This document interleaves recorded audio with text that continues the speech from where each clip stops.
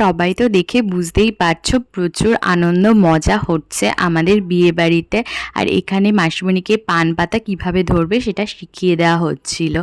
আর মাসিমণি প্রথম থেকেই বলেছিল আমি পিঁড়ি করে আসবো না, এমনি হেঁটে আসবো, আর এইভাবেই আমার শুভ দৃষ্টি হবে। ওই জন্য সেইভাবেই শুরু হয়েছিল ওর শুভ দৃষ্টি। স্যাক্রিফাইস করলে কিন্তু যে মাথা নিচু করবে সেই স্যাক্রিফাইস করবে, তাতে জয় আছে। হ্যাঁ, মাথা নিচু করা ভালো তো। হ্যাঁ তো সবসময় বয়স সামনে মাথা নত করতে হবে, ভালো তো। নিজের বউ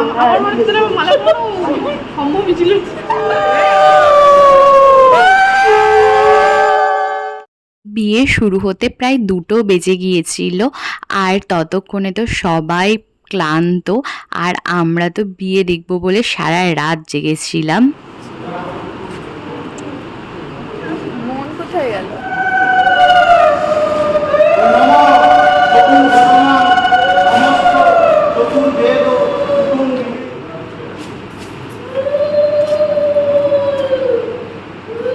এখানে না সবাইকে একটা গল্প বলি। আমাদের বাড়ির নিয়ম আছে আংটি দিয়ে সিঁদুর পরানো, আর সেটা না একা পাড়াটা খুব অসম্ভব হয়।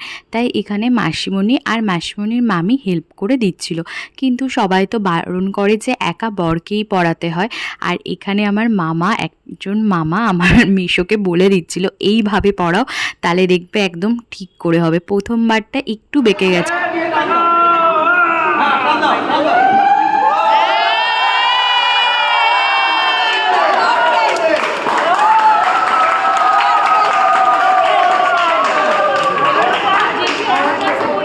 সিঁদুরটা পরিয়ে দেওয়ার পর মাসিমণিকে খুব সুন্দর দেখতে লাগছিল। সব মেয়েকেই সিঁদুর পরার পর একটা অন্য রকম লাগে বেশ। বিয়ের এত কাজকর্মের মাঝে আমরা মেশোর জুতোটাই চুরি করেছিলাম, সেটা নিয়েই দরজা ধরা হয়েছিল। মেশো আমাদেরকে 5,000 টাকা দিয়েছে। এরপরে ওই যে জুতোটা নিয়ে ভাইরা তো নিয়ে রেখে দিয়েছে, ওরা তো তখনও দেবে না, সেটা নিয়েই চলছে।